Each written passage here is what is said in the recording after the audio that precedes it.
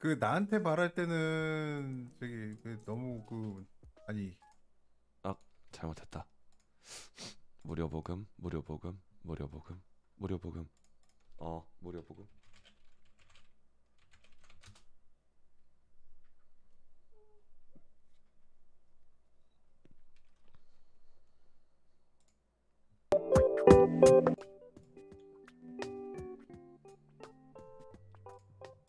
잔잔한 무료보금.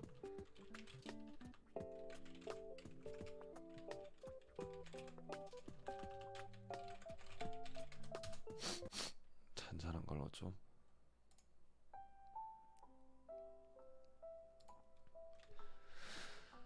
인어공주 이보영.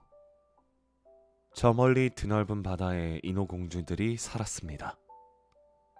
아이는 눈을 빛내며 활짝 웃었다. 미호는 책 읽는 자신의 목소리가 여전히 낯설었다. 일테면 첼로 같은 낯선 악기를 끌어안고 소리를 내기 위해 애태우다가 포기해버릴 마음이랄까. 나레이션과 등장인물에 따라 변주하려고 최선을 다해도 결국 모두가 미운 자신이었지만 6살의 아이는 인물의 과감한 상상력을 발휘하는 모양이었다. 몇 번이고 반복해서 읽어도 아이는 진지하게 들었고 많이 웃었다. 그날의 책을 읽어주며 거실에 앉아있는 그런 평범한 날들 중 하루였다. 몸을 말리던 인어공주가 난파선의 왕자를 발견한 대목이었던가. 그리고 그와 사랑에 빠지던 순간, 바로 그 순간 세탁기가 멈췄다. 소하. 미호는 기다렸던 일인 것처럼 고개를 끄덕였다. 잠깐 엄마 세탁기 좀 보고 올게. 세탁기 앞을 서성이며 강제 배수 버튼을 누르고 수동으로 세탁기 문을 열었다. 견고하게 닫혀있던 문이 빠지는 소리를 내며 부서질 듯 틈이 보였다. 적은 해초처럼 바닥에 엎드린 세탁물들이 다른 세계의 이물질처럼 보였다. 순간 난파선을 바라보던 인어공주의 마음이 떠올랐다. 해변에 소풍 가듯 나온 평범한 날, 그저 따뜻한 햇볕이 없어 서운한 그녀는 무심히 파도를 치는 바다를 보았을 것이다. 그래, 그곳에 가끔 인간의 배가 난파되곤 하지. 하이, 어서 오세요. 오늘은 책을 읽는 그런 ASMR? 근데 소리가 제대로 들릴란지 모르겠습니다. 네, 그곳에서 가끔 인간의 배가 난파되곤 하지. 파도에 휩쓸리는 모래처럼 배는 산산이 부서졌다. 싱크대에 설치된 세탁기에도 반짝이던 시절이 있었다. 10년 전. 결혼과 함께 지금 24평 아파트에 설치된 세탁기는, 아이고, 가완대수님 팔로우 감사드립니다. 그대의 하루에도 어머님 나무의 축복이 가득하기를 빌고 있어요. 네, 모두들 소화. 오늘은 새벽이기도 하고 감성도 있으니 그냥 잔잔하게 책을 읽어보고 있습니다. 네, 소리가 불편하시다거나 아니면은 목소리를 조금만 더 높여줬으면 좋겠어요 하면은 과감없이 말씀해주세요. 그러면은 제가 목소리를 조금 높여드릴게요. 알았죠? 우리 들 사이니까 그 정도 부탁도 못 들어주겠어요? 아니. 그렇죠? 일단은 어디까지 읽었더라? 잠깐만, 물 좀 마시고. 잊어버린 김에 물 좀 마시고.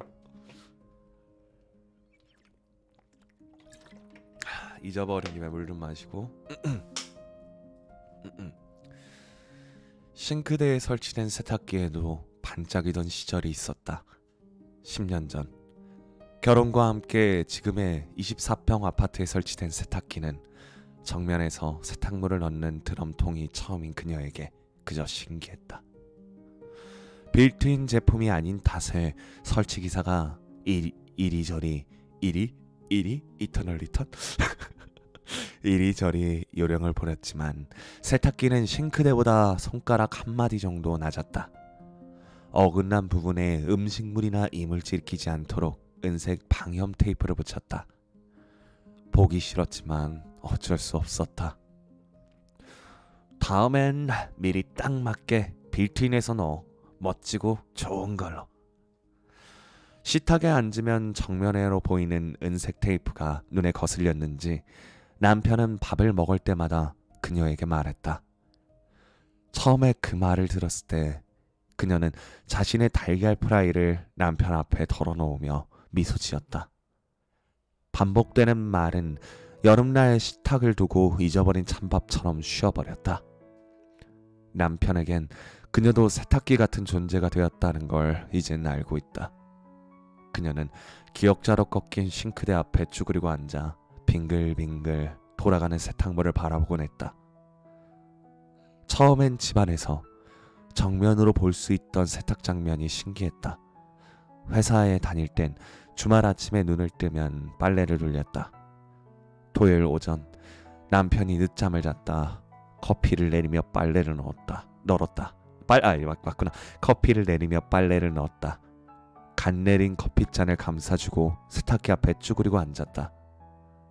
아이를 낳고 회사를 그만둔 그녀는 아이가 잠든 틈을 타 세탁기를 돌렸다. 부엌과 베란다 창을 열면 맞바람이 치는 집안에서 싱크대 앞은 바람의 통로가 되었다. 계절을 따라 혹은 매일 달라지는 공기를 한껏 느낄 수 있는 곳이었다. 난방선의 시작점도 바로 부엌 싱크대 앞 세탁기 부근이었다.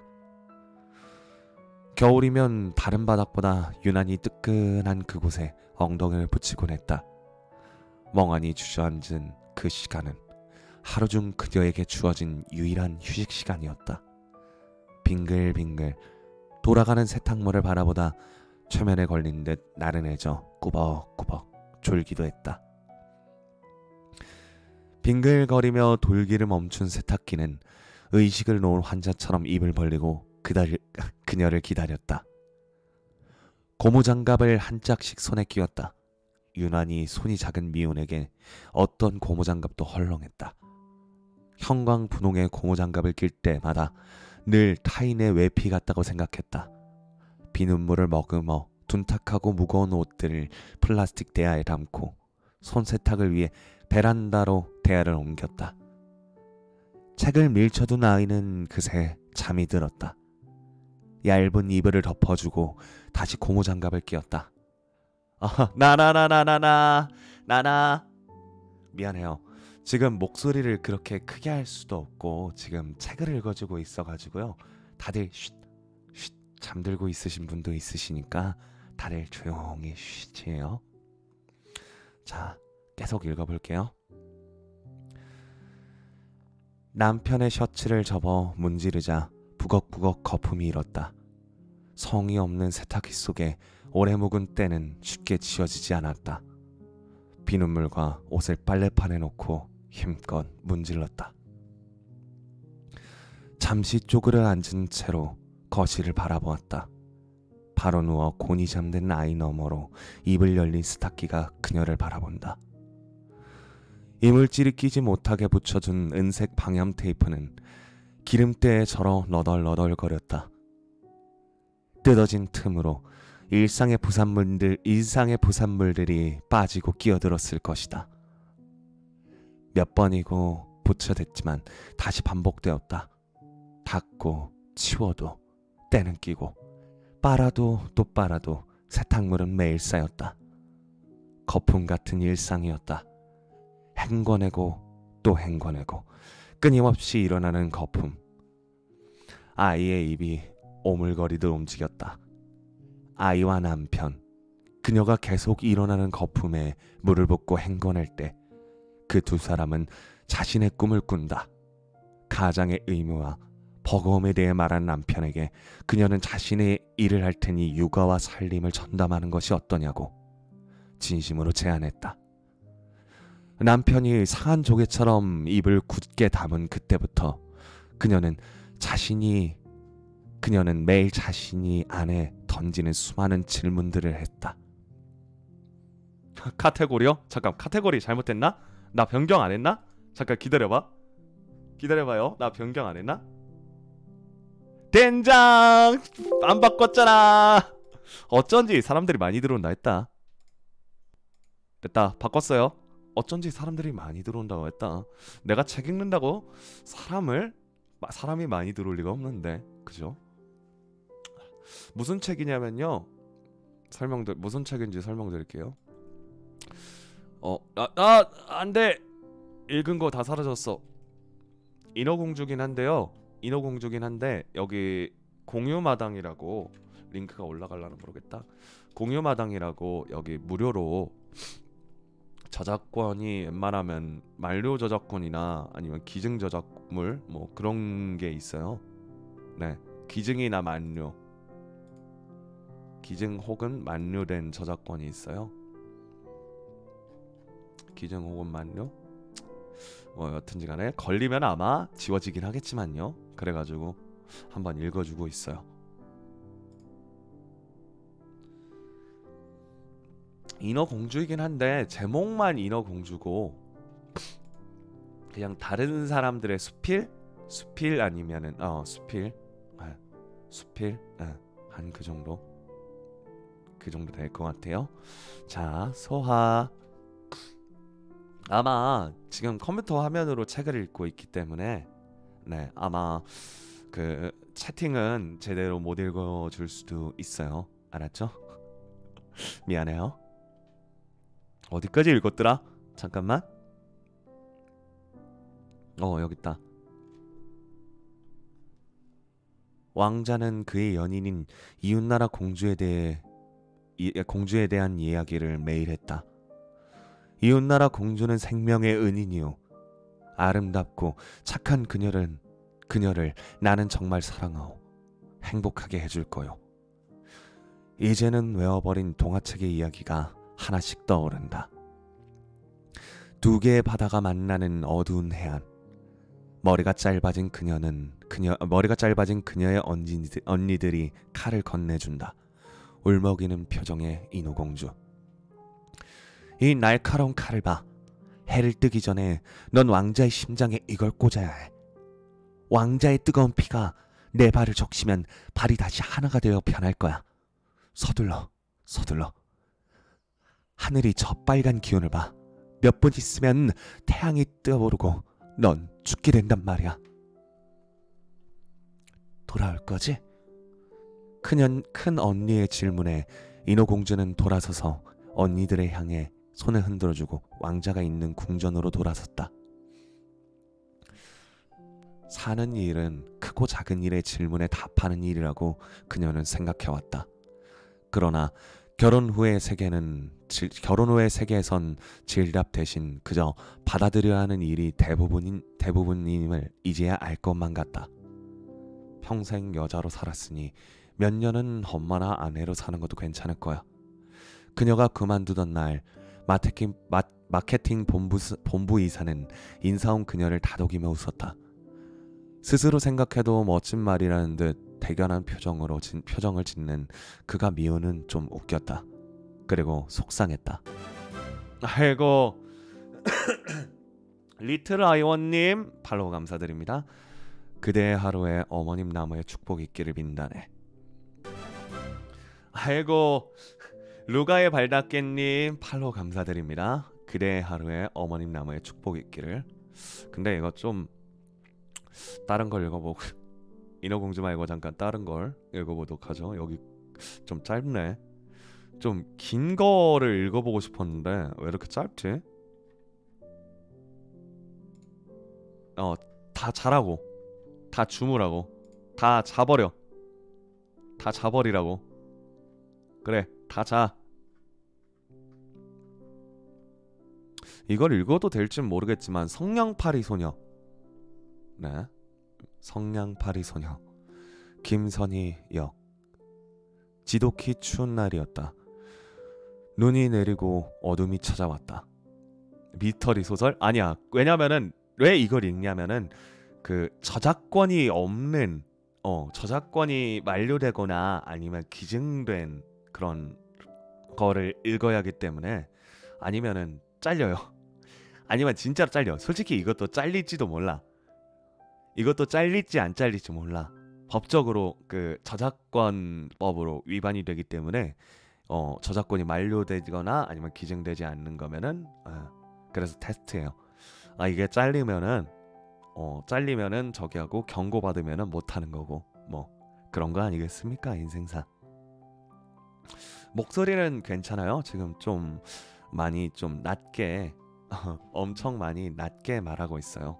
지금 말하는 게 원래 톤보다는 좀 많이 낮게 말하느라 좀 걱정이 되기도 해요.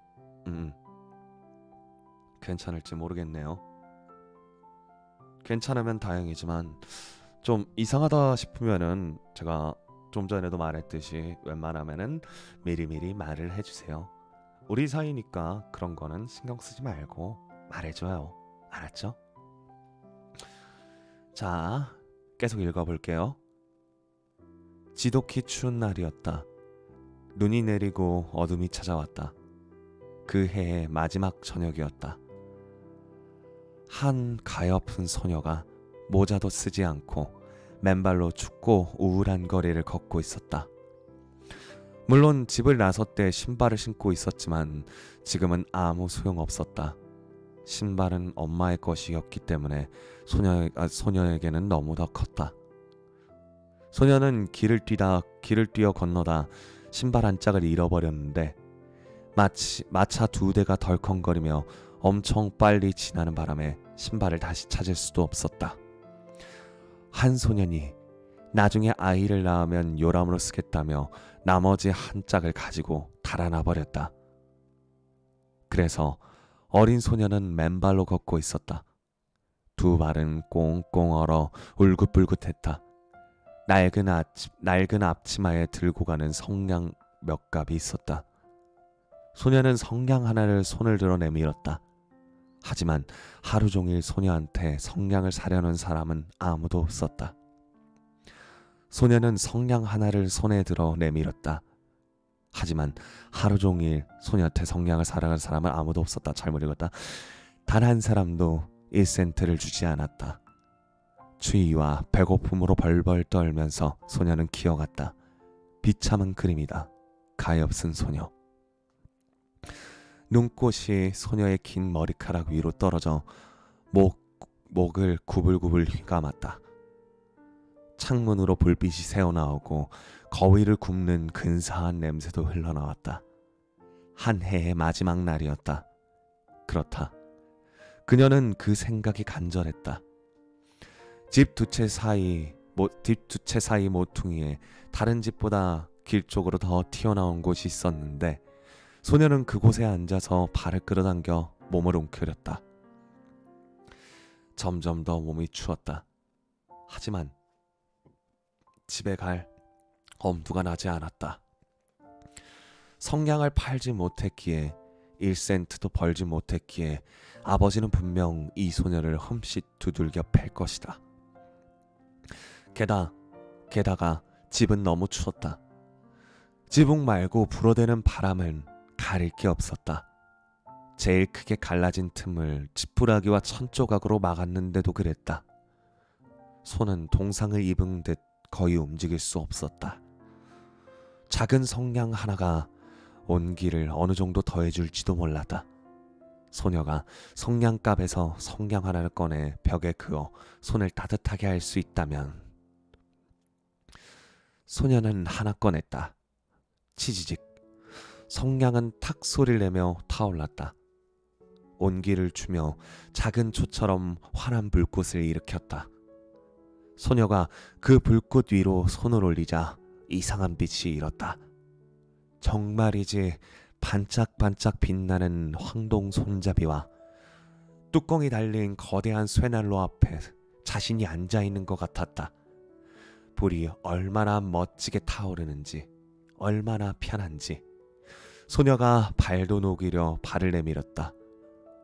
문득 작은 불꽃이 꺼지고 난로는 사라졌다. 손 안에는 다 타버린 성냥만이 남아있었다. 소녀는 성냥을 하나 더 벽에 그었다. 성냥은 밝게 타올랐다. 불빛이 벽을 비추자 하늘을 하늘한 막처럼 투명해져 방 안을 훤히 들여다볼 수 있었다. 탁자에 눈처럼 새하얀 식탁보가 덮여져 있고 그 위에 찬란하게 빛나는 저녁 식사가 차려져 있었다. 사과와 자두로 속을 채워 구운 거위에 먹음직스럽게 김이 모락모락 피어올랐다. 더더군다나 그 거위가 접시에 벌쩍 뛰어내려 칼과 포크를 가슴에 품고 이 어린 소녀에게 곧장 걸어왔다. 몹시도 아름다운 크리스마스 트리 아래 앉아 있었다. 작년 크리스마스에 부자 상인집 유리문을 통해 본 것보다 훨씬 더 아름다웠다. 수천 개의 초가 초록 나뭇가지 위에 활활 타오르고 판가게에 있는 것과 같은 알록달록한 그림이 소년을 내려다보았다. 어린 소년은 두 손을 내밀었다. 문득 성냥이 꺼졌다. 크리스마스 불빛은 더 높이 올라갔다. 불빛은 이제 하늘의 환한 별처럼 보였다. 별 하나가 길게 줄을 이으며 떨어졌다. 소년은 생각했다. 지금 누군가 저 세상으로 가고 있구나. 지금은 저 세상으로 간 누구보다 소녀를 사랑했던 할머니는 별이 떨어져 내리면 영혼 하나가 하늘로 올라간 것이라고 말해주었다. 성냥 하나를 벽에 더 그었다. 다시 환하게 불꽃이 일었다.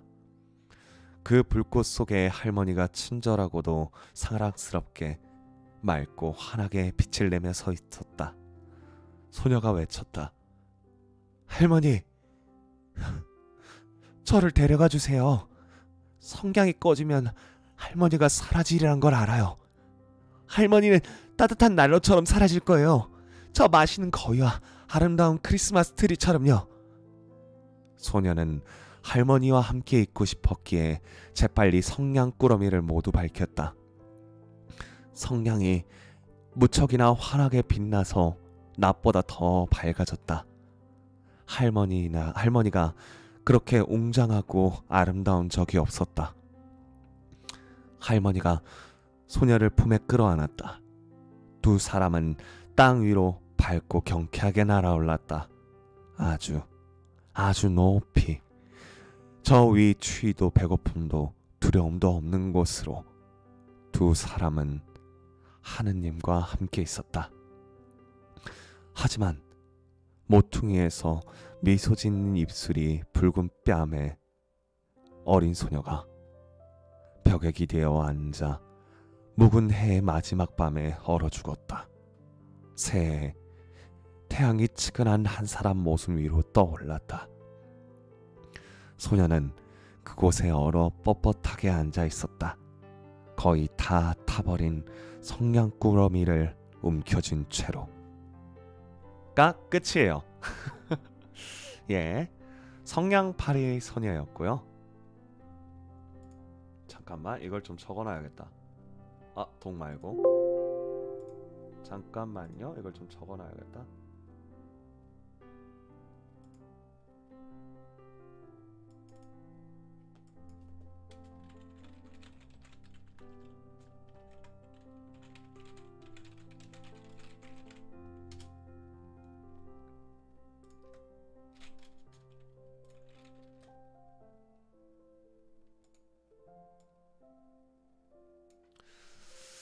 자, 성냥팔이 소녀는 끝이 났고요. 근데 잠깐만 생각을 해보니까 나 이거 트위터에 시작을 안 올렸다. 독서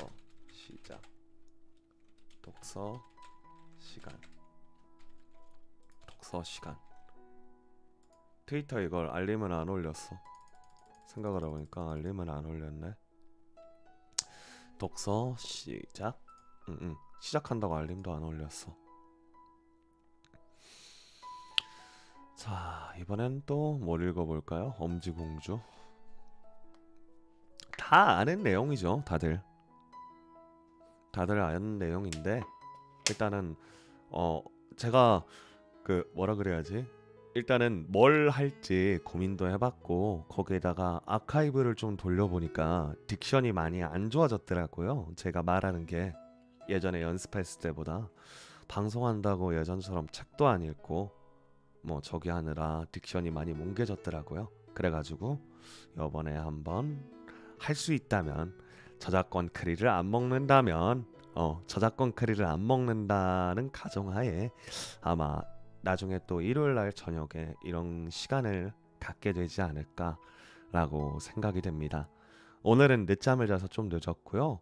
네, 원래는 한 여러분들이 거의 대부분 자는 시간인 1시나 한 2시 때쯤에 그렇게 여러분들하고 한 틀고 같이 재워줄 수 있게 자장가처럼 들려주려고 했지만 네, 본 엘프가 먼저 자버렸네요.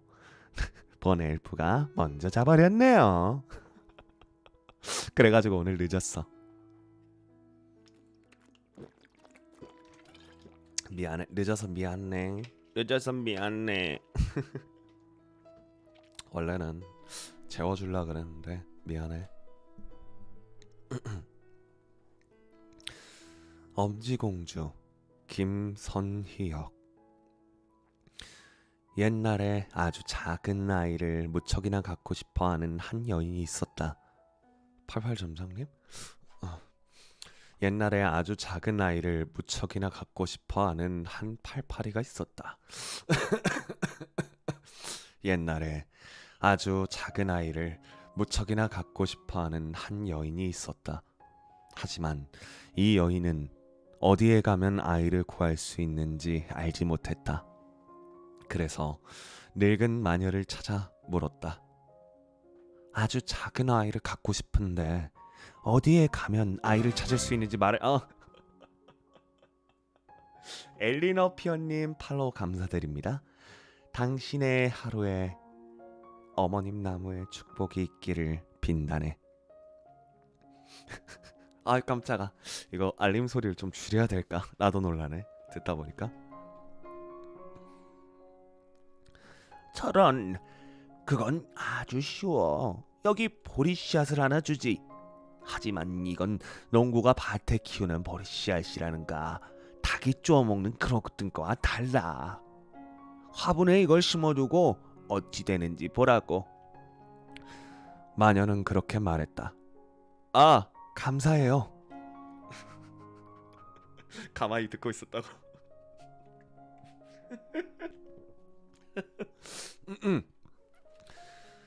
여인은 마녀에게 12페니를 주고 집에 오자마자 그 보리 씨앗을 화분에 심었다. 씨앗은 꽤 빨리 자라서 곧 커다란 꽃을 피웠다. 튤립은 꽃처럼 보였다. 하지만 여전히 봉오리인 채로 꽃잎을 꽉 다물고 있었다. 여인이 말했다. 정말 예쁜 꽃이네. 그러면서 그 사랑스러운 붉은색, 노란색 꽃잎에 입을 맞추었다. 그런데 입을 맞추는 순간 꽃에 소리가 터져 나왔다. 그러더니 꽃이 피었다. 아니나 다를까 튤립꽃이었다. 한가운데 연두색 꽃술 위에 아주 작은 소녀가 앉아 있었다. 소녀는 예쁘고 고와 보였다. 하지만 엄지보다 크지 않았다. 그래서 여인은 이 아이를 엄지공주라고 불렀다. 반짝반짝 빛나는 호두 껍데기를 요람으로 삼았다. 이부자리는 파란색 바이올렛 꽃잎을 만들고 장미꽃잎으로 덮어주었다. 소녀는 밤에 그렇게 잠을 잤다. 낮에는 여인이 꽃으로 둘러싼 접시에 놓아준 탁자 위에 놀았다. 꽃줄기는 큼지막한 꽃잎이 둥둥 떠다니는 물에 담겨 있었다. 엄지공주는 그 꽃잎을 배로 하얀색 말털 한 쌍을 노로 삼아 접시에 멋진 풍경을 가로지르며 노를 저을 수 있었다. 소녀는 노래도 부를 줄 알았다. 목소리는 누구보다 부드럽고 달콤했다. 어느 날 밤 요람에 누워있는데 끔찍한 두꺼비 한 마리가 망가진 창문 틈으로 뻘쩍뻘쩍 뛰어들어왔다. 이 흉측하고 끈적끈적하고 큼지막한 두꺼비는 빨간 장미 꽃잎 속에 잠들어 있는 엄지공주를 향해 곧장 뛰어내려갔다. 이 두꺼비는 좋아서 쾌재를 불렀다. 엄지공주가 자고 있는 호두 껍데기를 움켜잡고 창문 밖으로 펄쩍 뛰어 마당으로 나갔다. 마당에는 폭넓은 시냇물이 흐르고 시냇둑을 따라 진흙탕이 있었다. 이 두꺼비는 바로 거기에 아들과 함께 살았다. 이런, 아들은 자기 어미하고 비슷하게 끈적끈적하고 끔찍했다. 호두 껍데기 속에 든 이 우아하고 사랑스러운 소녀를 보고 아들 두꺼비 하는 말은 고작 이 타였다. 어미 두꺼비가 주의를 주었다. 큰 소리 내지 마라. 그랬다가는 이 아이가 깨겠다. 우리한테 더 도망갈 수도 있어. 이 아이는 백조의 깃털만큼이나 가볍거든. 시냇물 속 넓은 수전잎 앞에 놓아둬야 해. 이 아이는 하도 작고 가벼우니까 거기가 섬 같을 게다. 거기서는 우리가 진흙 속에 너희 두 사람이 살 멋진 방을 만드는 동안 달아나지 못할 거야. 시냇물 속에는 입 넓은 초록색 수련이 많이 자라고 있었는데 꼭 물 위에 둥둥 떠 있는 것처럼 보였다. 둑에서 가장 멀리 떨어진 잎에 가장 컸기에 어미 두꺼비는 바로 그 이파리에 엄지소녀가 된 호두 껍데기를 갖다 넣었다. 다음날 아침 이 가엾은 어린 것이 깨어났다. 자신이 어디 있는지 깨닫고는 쓰디쓴 눈물을 훔쳤다. 온통 큼지막한 초록색 잎으로 둘러싸인 물뿐이었다. 물가로 다가갈 방법이 전혀 없었다. 어미 두꺼비는 진흙 속에 앉아 초록 등심초와 노란 수련으로 새 며느리에게 보여줄 방을 최고 멋지게 꾸몄다. 문득 어미 두꺼비와 못생긴 아들이 엄지공주가 서 있는 이파리로 헤엄쳐왔다. 잠깐만요, 물 좀.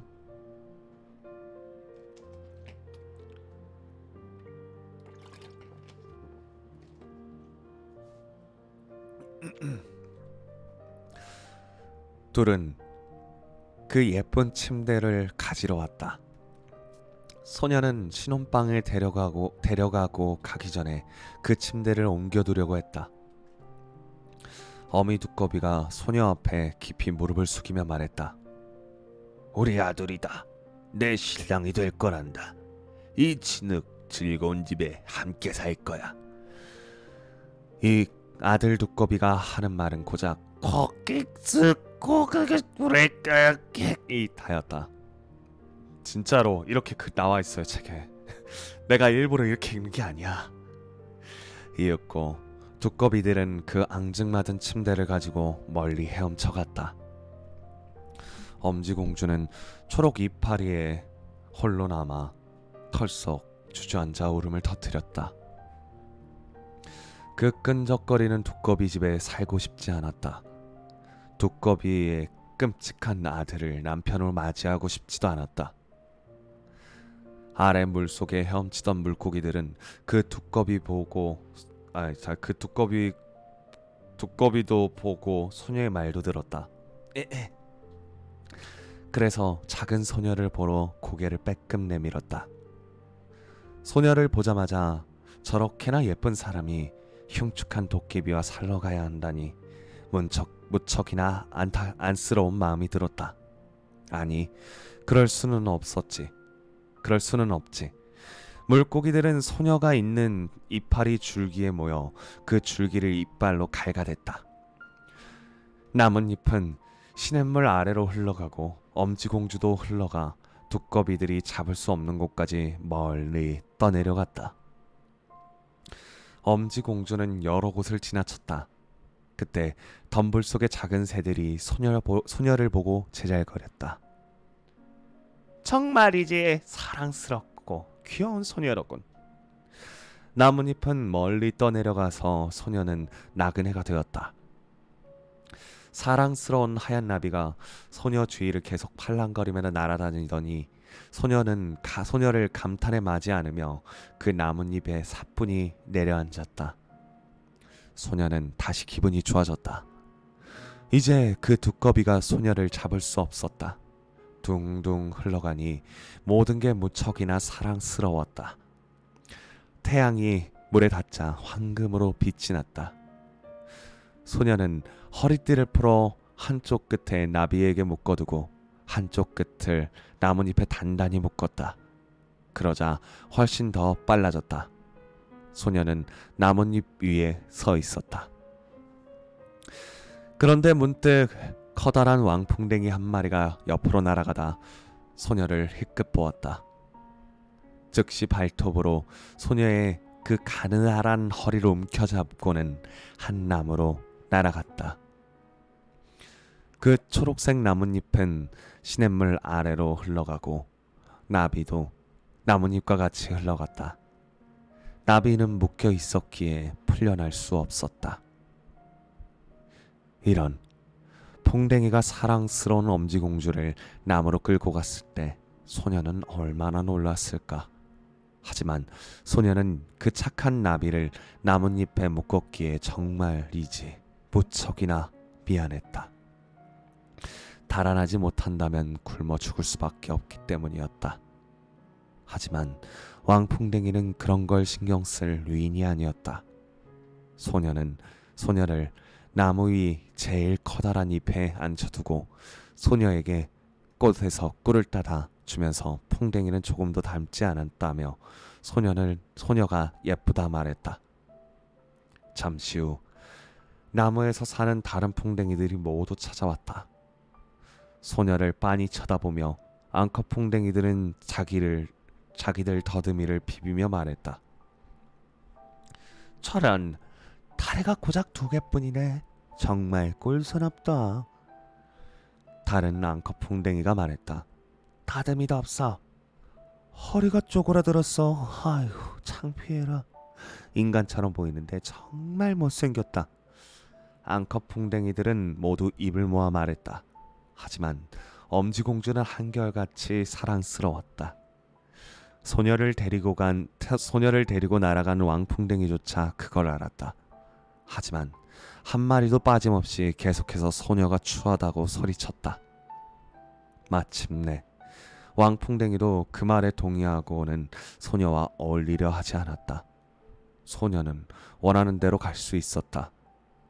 풍뎅이들은 소녀를 그 나무에서 데리고 가 데이지꽃 한 송이 위에 남겨두었다.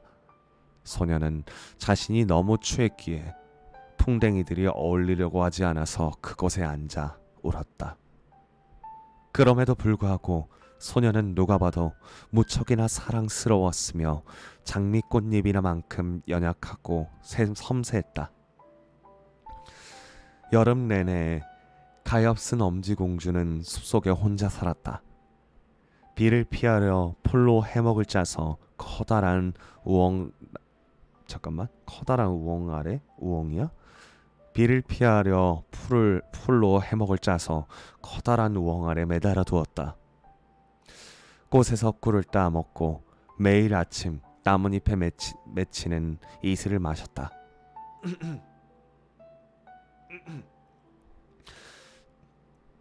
이렇게 여름과 가을이 지나갔다.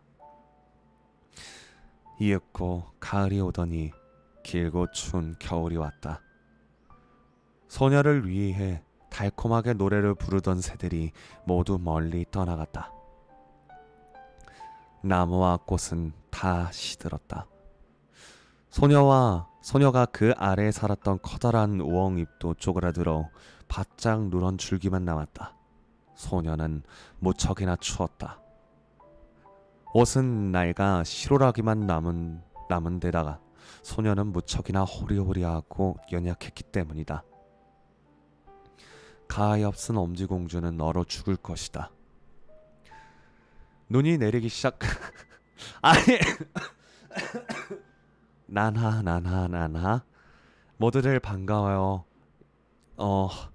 책을 읽어주고 있어요. 지금 읽고 있는 건 성냥팔이 소녀가 아니라 안 바꿨네요. 죄송합니다.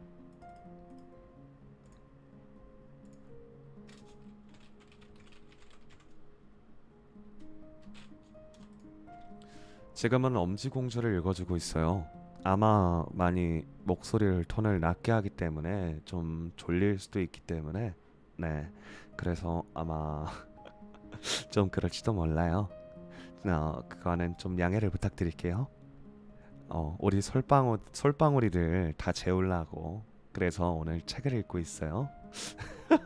여제네님 오늘 방송 수고하셨습니다. 아까 다짱한테도 말해야 되는데 책을 읽어야지 하면서 까먹어버려가지고 마지막에 봤을 때 몬스터 헌터 하고 계시던데 몬스터 헌터 붐이 진짜로 일어날지 모르겠네요. 여튼지간 오늘 방송 수고했고요. 당신의 하루에 어머님 나무의 축복이 있기를 빌어드릴게요. 자, 여름 내내 가엾은 엄지공주부터 다시 읽을게요. 여름 내내 가엾은 엄지공주는 숲속에 혼자 살았다. 비를 피하려 풀로 해먹을 짜서 커다란 우엉 아래 매달아 두었다. 꽃에서 꿀을 따먹고 매일 아침 나뭇잎에 맺히는 이슬을 마셨다. 이렇게 여름과 가을이 지나갔다. 이윽고 가을이 오더니 길고 추운 겨울이 왔다.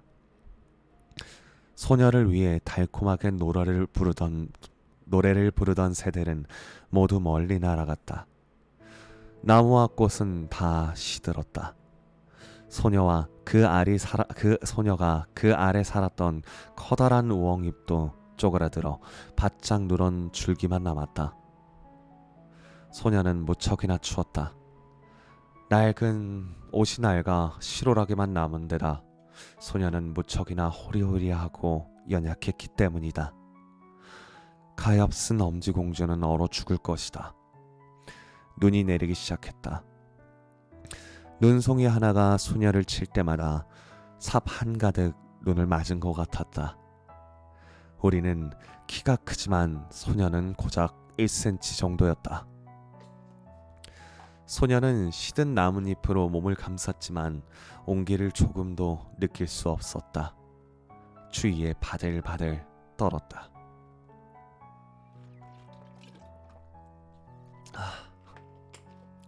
이제 소녀는 숲 끝자락에 도착했는데 그곳에 넓은 들판이 펼쳐져 있었다. 하지만 오래전에 추수가 끝났기에 꽁꽁 언 땅에 바싹 마르고 앙상한 그루터기만 삐죽 나왔을 뿐이다. 소녀가 드넓은 숲속에서 당황하며 추위에 어찌나 떨던지 문득 밭에 사는 쥐의 문 앞에 이르렀다. 이 들쥐는 그루터기 한가운데 작은 구멍에서 따뜻하고 아늑하게 살았다. 창고 가득 곡식이 있고 어마어마한 부엌과 음식 창고도 있었다. 가엾은 엄지공주는 그 문 앞에 거지처럼 서서 보리를 조금만 달라고 애원했다. 지난 이틀 동안 먹은 게 아무것도 없었다. 저런 불쌍하고 어린 것. 들쥐가 말했다. 알고 보니 이 들쥐는 마음씨 따뜻한 노파였다. 들쥐는 엄지공주가 퍽 맘에 들어 이렇게 말했다. 내가 괜찮다면 겨우내 나와 함께 지내도 괜찮아. 그 대신 내 방을 깨끗하게 정리해주고 나한테 이야기를 들려주면 돼. 난 이야기를 무척이나 좋아하거든. 엄지공주는 이 친절하고 나이든 들쥐가 부탁한 대로 해주며 좋은 시간을 보냈다. 들쥐가 말했다. 곧 손님이 올 거야. 일주일에 한 번 우리 이웃이 나를 보러 온단다. 그 손님은 나보다 사는 형편이 훨씬 더 나아. 집에 방도 다 크고 근사한 검은 벨벳 코트를 입지. 내가 그 사람을 남편으로 맞으면 너는 보살핌을 잘 받게 될 거야. 하지만 그 손님은 앞을 보지 못해.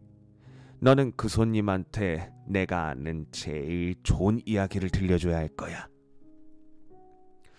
엄지공주는 이 제안이 마음에 들지 않았다. 그 이웃이 두더지였기 때문에 관심도 두지 않았다. 두더지는 검은 벨벳 코트를 입고 찾아왔다.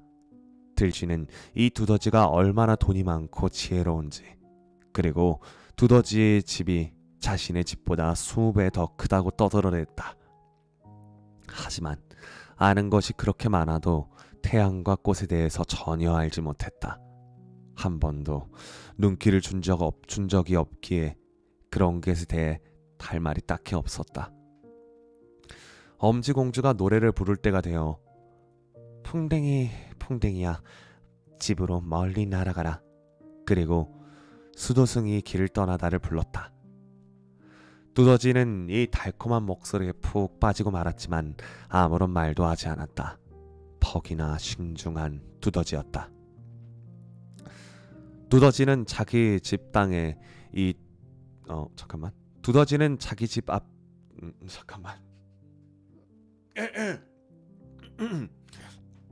여러분 마력초를 태우지 마세요. 두더지는 자기 집 땅에서 이 둘 집까지 긴 굴을 파놓았다. 들쥐와 엄지공주가 내킬 때마다 이용해도 좋다고 했다. 하지만 터널에 죽은 새가 있는데 놀라지 말라고 주의를 주었다. 깃털과 부리가 달린 완벽한 새였다. 겨울에 접어들 때 얼마 전에 죽은 게 틀림없다. 새는 터널 한가운데 묻혔다. 두더지는 입에 썩은 나무 횃불을 물었다. 어둠 속에서 그것이 모닥불처럼 환하게 빛을 냈다. 앞장서서 길고 어두운 통로를 비추었다. 그 죽은 새가 있는 곳에 도착했을 때 두더지는 그 널찍한 코를 천정에 대고 햇빛이 떨어져 내리게 커다란 구멍을 냈다. 바닥 한가운데 죽은 제비가 사랑스러운 날개를 접고 고개를 깃털 속에 묻고 누워있다. 이 가여운 새는 확실히 추워서 죽은 게 틀림없었다. 소녀는 제비가 무척이나 안쓰러웠다. 여름 내내 노래하며 제잘 걸었던 그 작은 새를 무척이나 좋아했었다. 하지만 두더지는 그 새를 짧은 다리로 툭 차고 말했다. 이제 더 이상 지지배배 울어대지 않겠군. 비참하게도 작은 새로 태어나다니 다행스럽게도 내 아이들은 아무도 새가 될 리가 없어. 새들은 고작 지지배배 오르다기만 하고 겨울이 오면 죽기 딱 좋지. 들쥐도 맞장구를 쳤다. 그래요, 지당하신 말씀이에요. 당신이 참 현명해요. 겨울에 지지배배 울어대봤자 새들한테 무슨 소용이에요. 배고파 얼어 죽는데 말이에요. 그래도 그걸 아주 대단하다고 여기는 것 같더라고요. 엄지공주는 잠자코 있었다. 일행이 등을 돌렸을 때 소녀는 허리를 숙여 새 머리를 감싸고 있는 깃털을 옆으로 살며시 쓰다듬고는 감은 눈에 입을 맞추었다. 그러고는 혼잣말을 했다. 여름에 내가 무척이나 아름다운 노래를 들려준 그 새일지 몰라. 나를 얼마나 기쁘게 해줬는데 사랑스러운 새야. 두더지는 햇빛이 들어오게 했던 구멍을 막았다. 그러고는 둘을 데리고 집으로 갔다. 그날 밤 엄지공주는 한숨도 잠을 잘 수가 없었다. 그래서 일어나 지푸라기로 커다란 덮개를 짰다. 그것을 그 죽은 새에게 가지고 가 덮어주었다. 그러면 차디찬 땅 속에서 따뜻하게 누워있을 것이다. 소녀는 들쥐의 방에서 찾아낸 부드러운 엉겅퀴 줄기로 제비를 잘 여며주었다. 안녕, 사랑스러운 작은 새야, 안녕. 그리고 지난 여름 아름다운 노래를 불러주어서 고마워. 나무들이 온통 푸르고 태양이 우리를 따뜻하게 비춰주었을 때 말이야. 소녀는 새 가슴에 머리를 내려놓았다. 그런데 가슴에 마치 무언가 두드리고 있는 것처럼 살며시 뛰는 게 느껴졌다. 새의 심장이었다. 새는 죽지 않았다. 추위로 그저 말을 할 수 없었을 뿐이었다. 이제 몸이 따뜻해져서 다시 살아났다. 가을의 제비들은 모두 따뜻한 나라로 날아간다. 하지만 너무 늦게 출발해 추워지면 마치 죽은 것처럼 뚝 떨어져 그대로 눕는다. 그러면 차가운 눈이 제비를 덮어버린다. 엄지공주는 너무 놀라 몸을 떨었다. 자신의 1인치 키에 비하면 새는 엄청나게 크고 어마어마했다. 하지만 소녀는 용기를 끌어모아 이 가엾은 새 주위로 그 따뜻한 것을 좀 더 넣어주고 자신의 침대를 덮어놓은 박하 나뭇잎을 가져가 새 머리에 덮어주었다. 다음날 밤 다시 살금살금 밖으로 나가 새에게 갔다. 새는 이제 살아났다. 하지만 너무 허약해서 잠깐 눈을 뜨고 소녀를 가까스로 볼 뿐이었다. 소녀는 새 옆에서 횃불 하나를 들고 있는데 그게 유일한 불길이었다. 병약한 제비가 말했다. 고마워, 사랑스러운 소녀야. 몹시 따뜻했어. 곧 다시 튼튼해져서 따뜻한 햇볕 속을 날 수 있을 거야. 아, 밖은 추워. 눈이 내리고 꽁꽁 얼어붙었어. 내 따뜻한 잠자리에 그냥 누워있어. 내가 너를 보살펴줄게. 이윽고 소녀는 꽃잎에 물을 담아 제비에게 가져다 주었다. 제비는 물을 마시고는 가시덤불에 날개를 하나 다쳤다는 이야기를 들려주었다. 그 때문에 친구들이 멀리 날아갈 때 친구들만큼이나 빨리 날 수가 없던 것이었다. 그러다 마침내 땅으로 떨어졌다. 그것만 기억났다. 어찌하여 소녀가 있는 곳에 왔는지는 전혀 알지 못했다. 제비는 겨우내 그곳에 머물렀다. 엄지공주는 제비에게 친절했으며 사랑스럽게 보살펴 주었다. 들쥐라든가 두더지에게 아무런 말도 하지 않았다. 둘 다 이 불운한 제비를 좋아하지 않기 때문이다.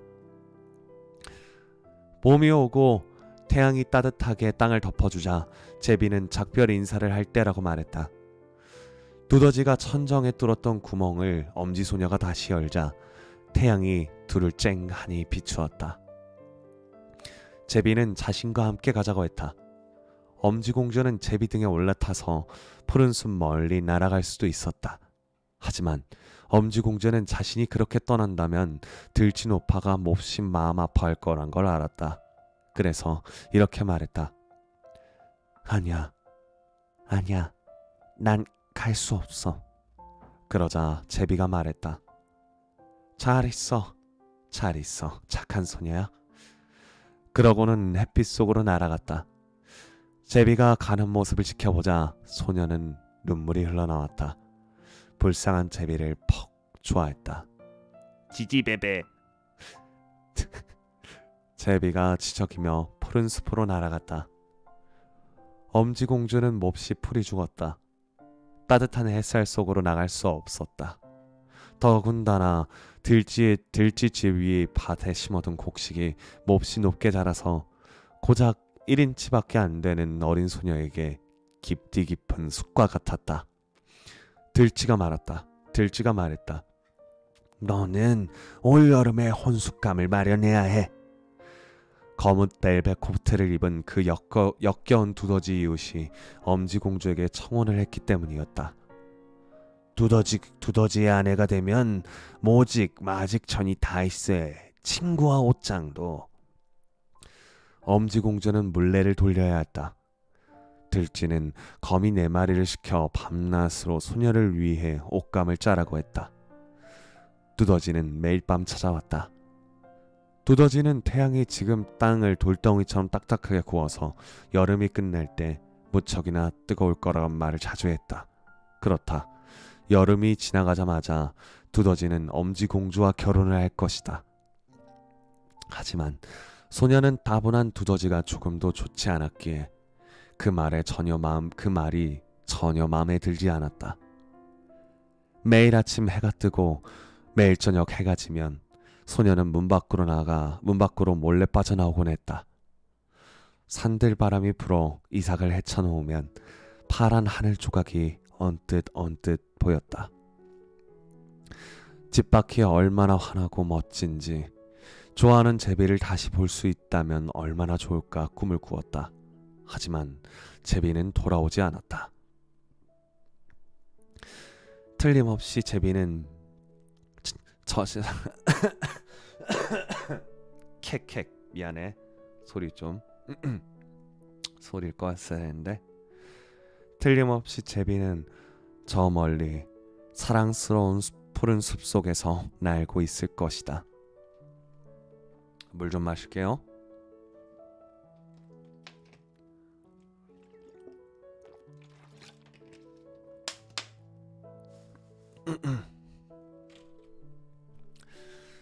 가을이 되자 소녀는 혼숙감이 전부 다 준비되었다. 들쥐가 소녀에게 말했다. 결혼식이 4주 남았구나. 하지만 소녀는 울음을 터뜨리며 그 지긋지긋한 두더지를 남편으로 삼을 수 없다고 말했다. 들쥐는 나무랬다. 허튼 소리 고집 부리지 마라. 그랬다가는 내 이빨로 확 깨물어 버릴 테니까. 넌 최고의 남편을 얻게 되는 거라고. 여왕도 두더지가 입고 있는 검은 벨벳 코트만큼 좋은 걸 입지 못해.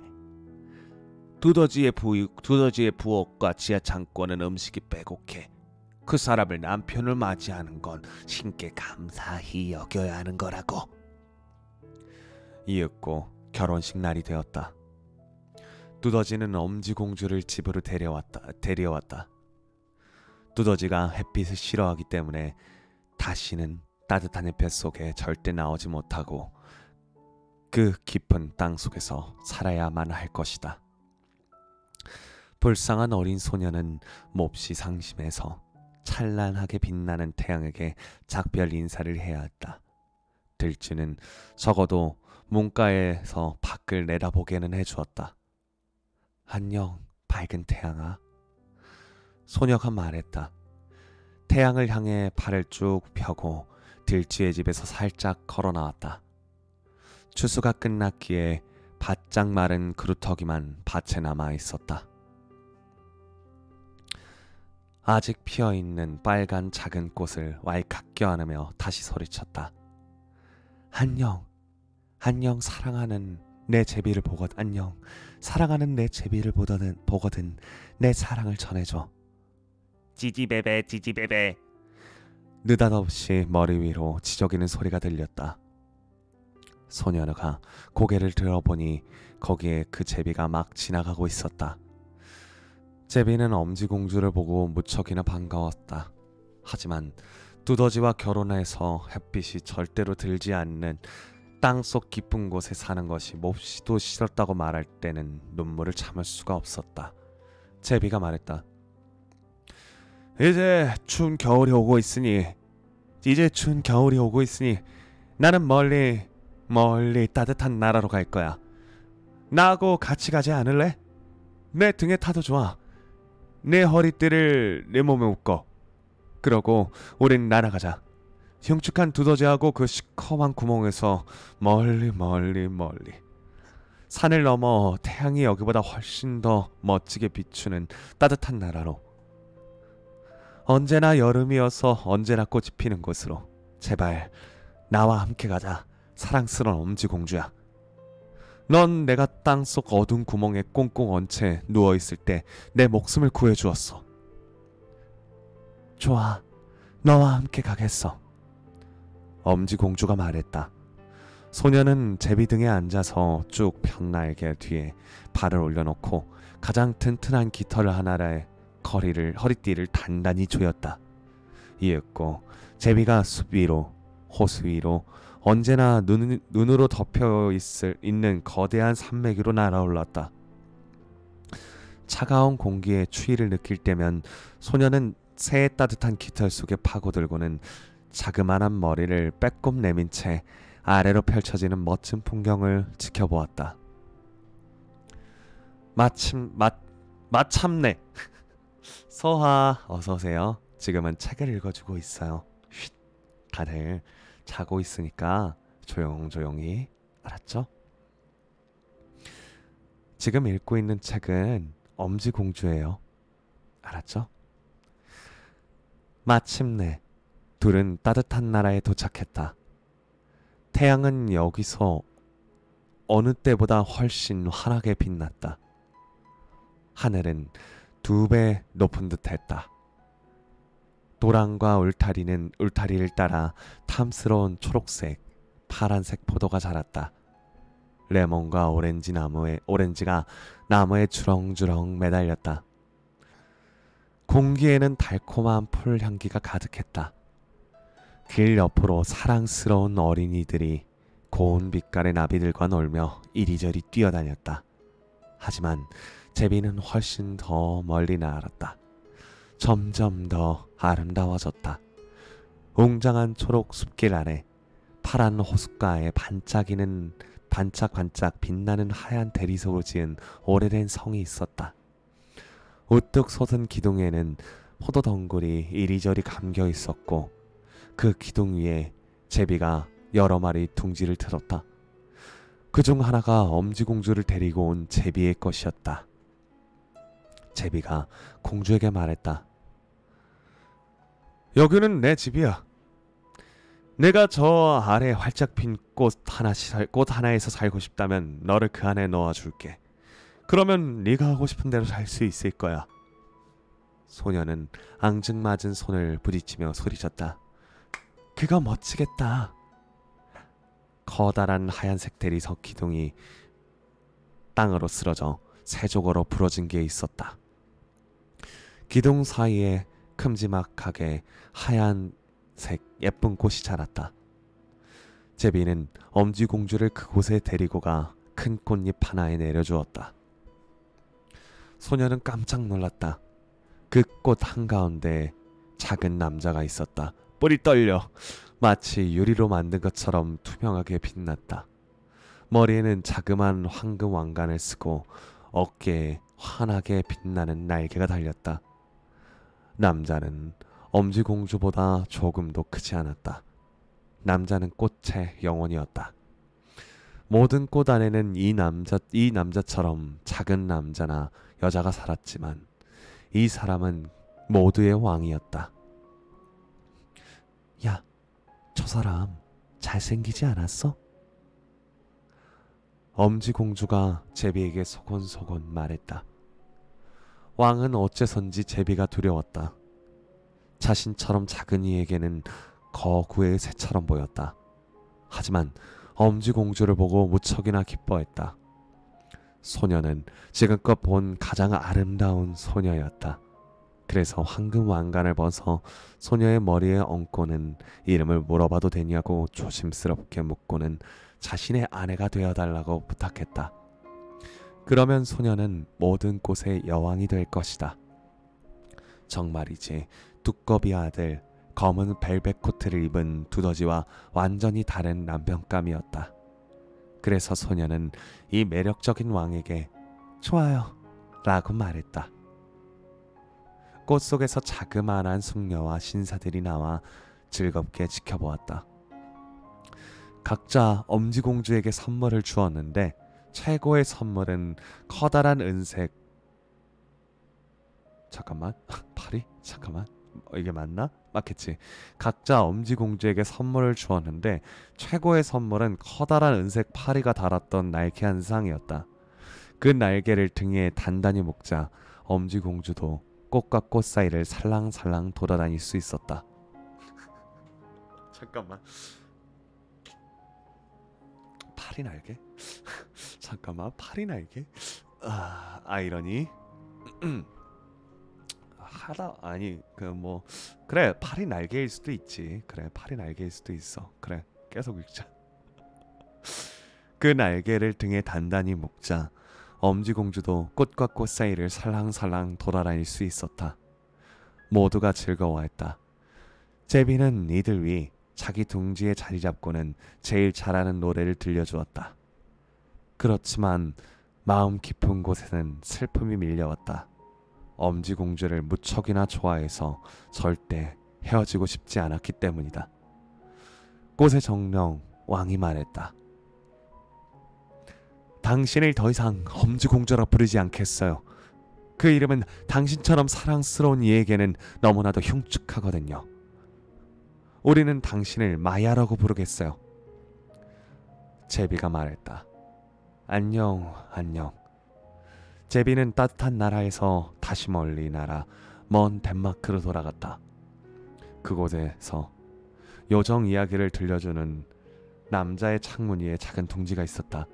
그 남자에게 제비는 노래했다. 지지배배 지지배배. 그렇게 해서 우리가 이 모든 이야기를 듣게 된 것이다. 자, 엄지공주 이야기는 여기서 끝입니다. 엄지공주는 쉽게 말하자면은 엄지공주와 그 뭐 신랑감 찾기, 현대식으로 말하자면 엄지공주의 미팅 생활 아니야, 미팅 현황 아니야, 억지로 간 부팅에서 만난 억지로 라노벨식으로 말하자면은 억지로 나간 부팅에서 만난 두더지와 두꺼비와 두더지를 거부했더니 왕자님이 나타난 사연? 그러지 않을까? 좀 옛날에 그런 게 많긴 했지. 옛날에 그런 게 많긴 했지. 뭐라고 말해야지? 다른 사람이 보쌈이라고 하지. 억지로 데려가서 본인 아들하고 결혼을 시키다거나 아니면은 하다못해 노파, 아까 만났듯이 생쥐 노파처럼 노파가 약간의 좀 그 연줄이 돼가지고 서로와 서로를 연결시켜서 결혼을 하든지 그런 상황이 많았지. 솔직히 마지막에 드라마처럼 그 이 사람이 떠나서 아주 멋진 왕자님을 만나서 결혼을 하고 살았다. 뭐 그런 거는 없었어 옛날에. 뭐 그런 거를 조금 동화책처럼 풀어서 얘기한 거고, 그 다음에 좀 뭐라고 말해야지, 그때의 시대상을 잘 보여주는 그런 동화였어요.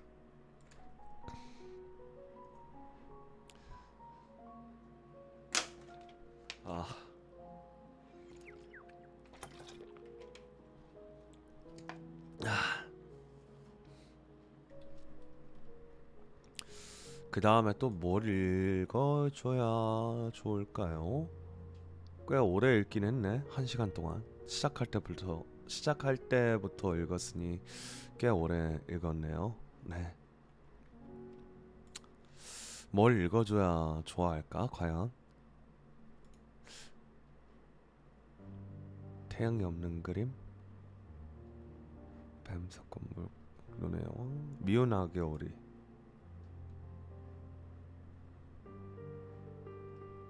게임하면서 듣기 좋네요. 아니 게임을 하면서 이렇게 듣는다고요? 이 게임을 하면서 듣는다고요? 게임할 때 막 긴박하고 신나고 막 쿵쾅쿵쾅하는 노래 듣지 않아요? 보통 막 흥분되는 둥강둥강 당다다다다랑 하면서 또다다다다랑. 여튼지 간에 다음 책은 미운 아기 오리입니다. 네. 써놔야지 미리미리.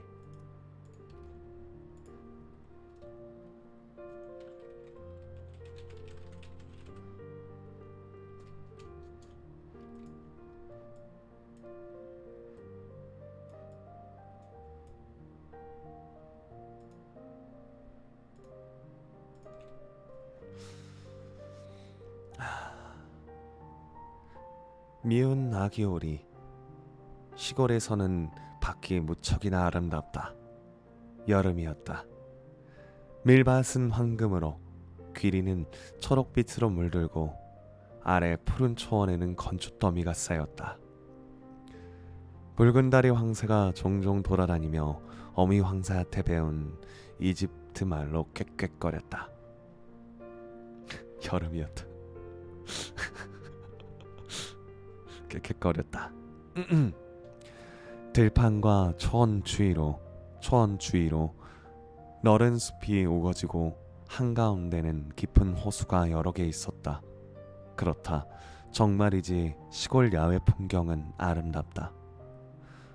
따사로운 햇살 속에 오래된 영주의 저택이 호수에 둘러싸여져 있었다. 영주의 오른쪽 성벽에서 호수 쪽으로 커다란 우엉잎이 자라는데 어떤 것은 꽤 높아서 어린 아이들은 커다란 가지 맨 위에 올라설 수도 있었다.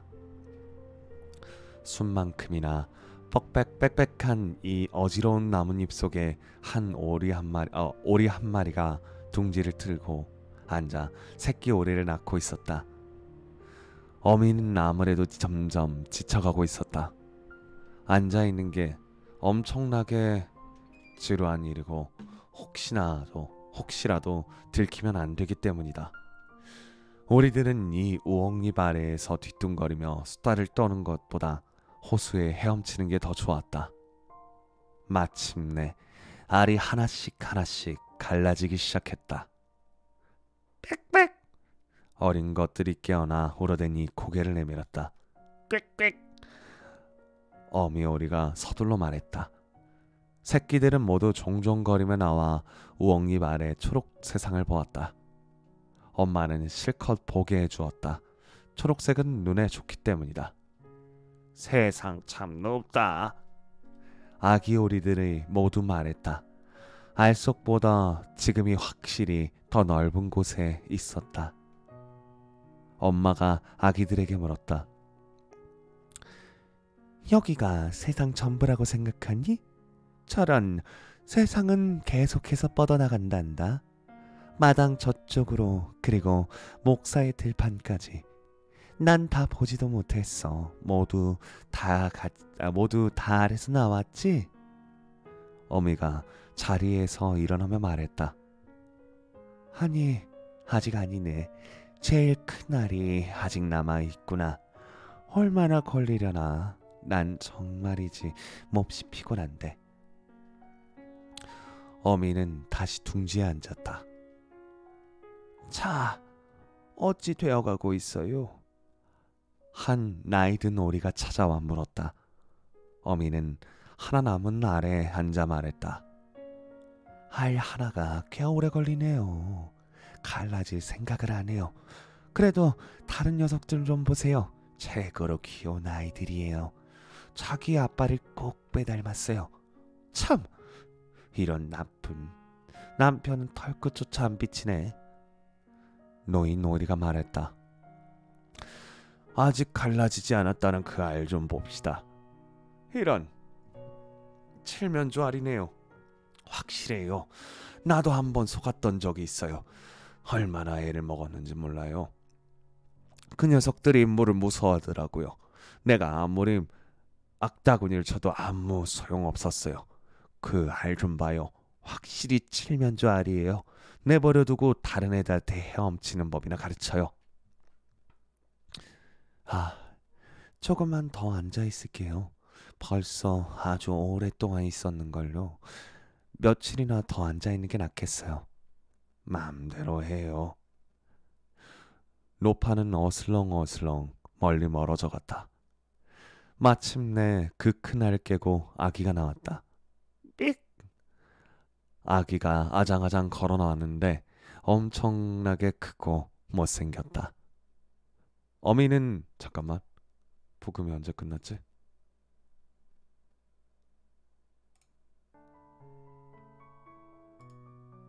됐다. 아기가 아장아장 걸어 나왔는데 엄청 크고 못생겼다. 어미는 아기를 쳐다보고는 말했다. 어마어마하게 커다란 오리네. 다른 오리하고 조금도 닮지 않았어. 정말 아기 칠면조일까? 좋아. 내가 곧 알아내겠어. 녀석은 물속에 들어갈 거야. 내가 밀어 넣어서다로 말이야.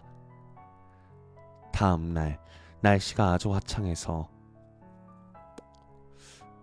태양이 미안. 태양이 그 초록 우엉잎을 비추었다. 어미오리는 성을 둘러싸고 있는 호수로 가족을 모두 이끌었다. 첨벙. 어미가 물속으로 들어갔다. 꽥꽥.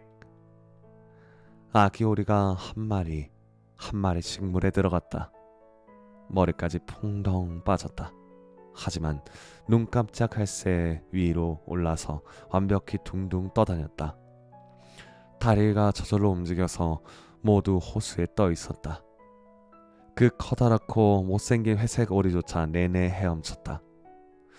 이런 칠면조가 아니야. 발도 멋지게 잘 움직이네. 몸도 곧게 펴고. 어쨌거나 내 아들이야. 찬찬히 보면 꽤 잘생겼어. 꽥꽥. 엄마한테 와라. 엄마가 세상을 데리고 가서 오리 농장을 보여줄게. 그래도 엄마 옆에 바짝 붙어 있어. 밟히지 않게. 고양이 조심하고. 그렇게 오리 가족은 농장으로 나아갔다. 그곳에 큰 소동이 벌어지고 있었다. 오리 가족들이 장어 대가를 두고 싸움을 벌이고 있었기 때문이다. 결국 고양이가 날카쳤다. 보라고, 저게 세상이야. 어미도 그 장어 대가리에 군침이 돌았기에 부리를 핥으며 말했다. 다리를 움직여 바쁘게 돌아다녀. 저기 나이든 오리 할머니한테 인사하고. 저 할머니는 아주 고상한 분이야. 스페인 피가 흐르지. 그래서 저리 살집이 좋은 거란다. 다리에 빨간 끈 조각 좀 보렴. 멋지지? 오리가 얻을 수 있는 최고의 표시란다. 그건 사람들이 저분을 놓치고 싶어 하지 않다는 표시란다. 사람이나 짐승한테 특별한 관심을 끌어 몸을 털어. 발끝을 안으로 돌리지 말고.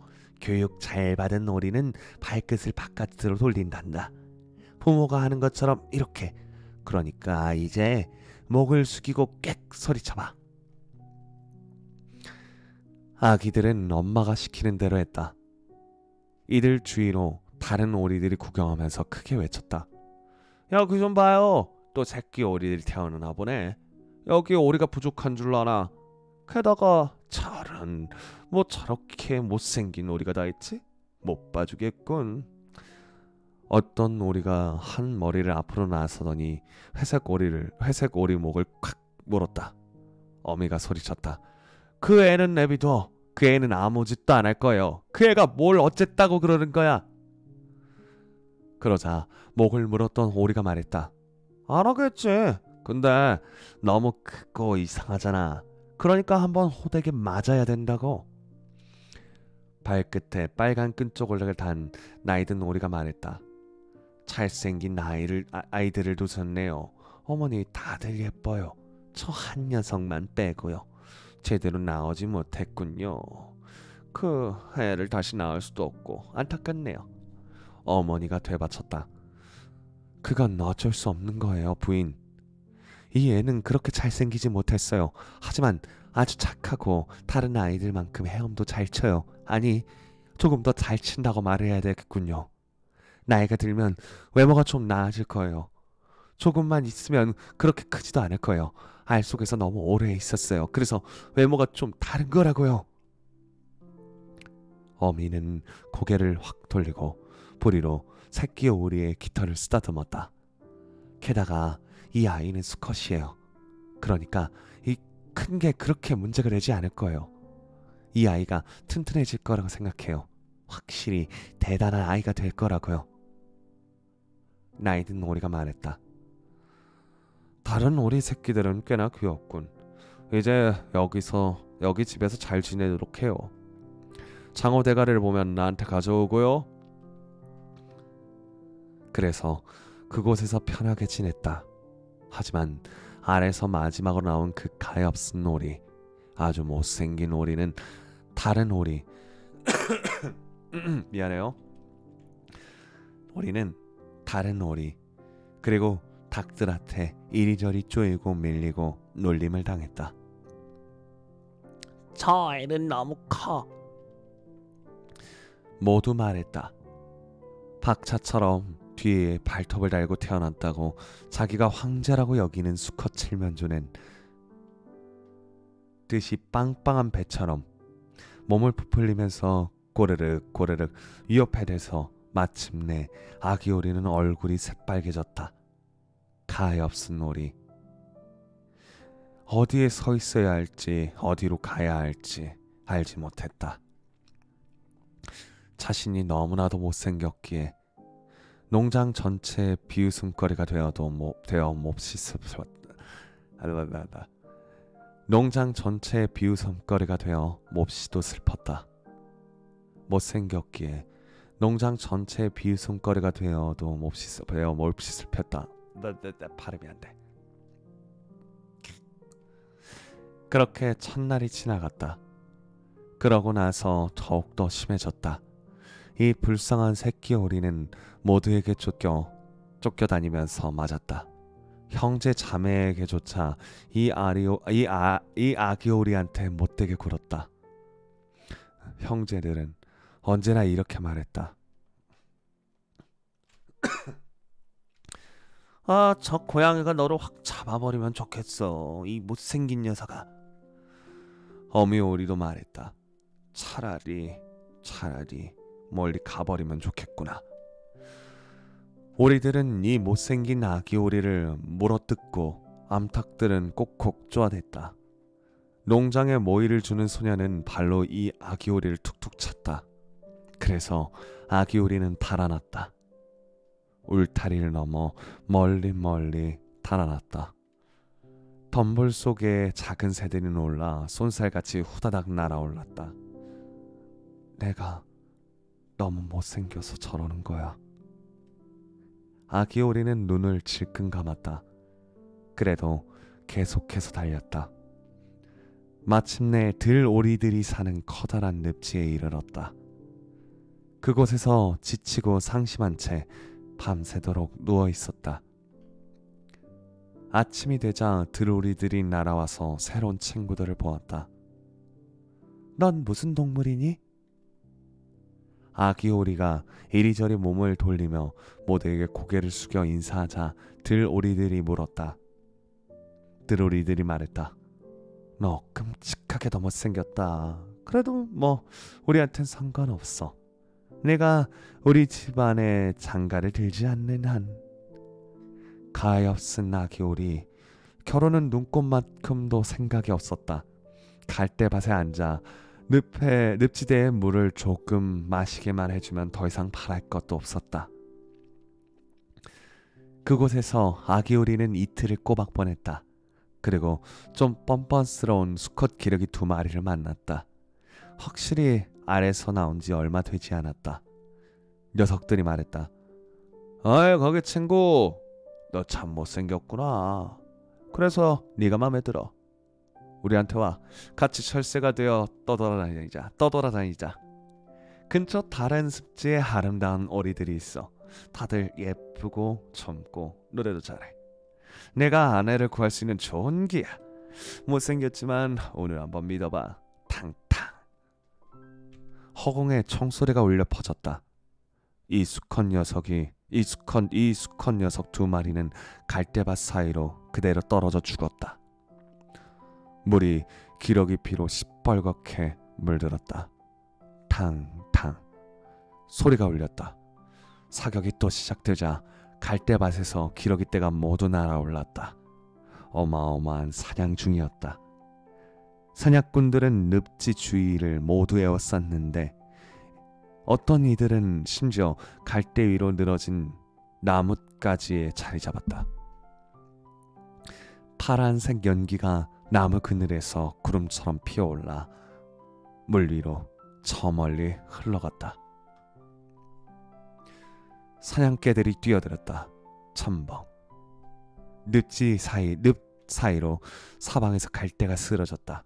그 모습이 아기 오리에게는 너무나도 무서워 고개를 돌려 날개 사이에 파묻었다. 하지만 이 순간에 무시무시한 커다란 개 한 마리가 아기 오리 앞에 바로 나타났다. 혀를 주둥이 밖으로 쏙 내밀고 그 사악한 눈동자로 끔찍하게 노려보았다. 커다란 주둥이를 벌려 날카로운 이빨을 드러내었다.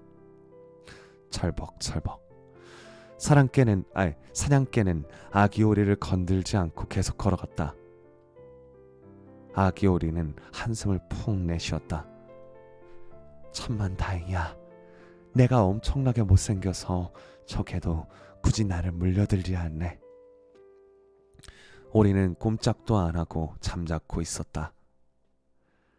그 사이에 총성은 계속되어 총알이 갈대밭 사이로 후드득 떨어졌다.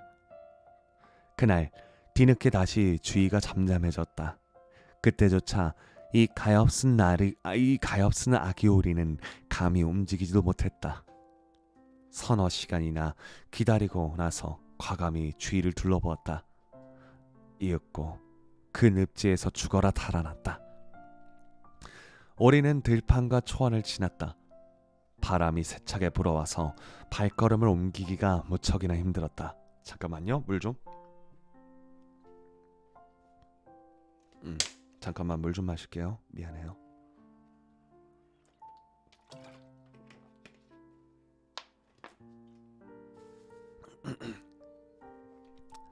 힘들었다.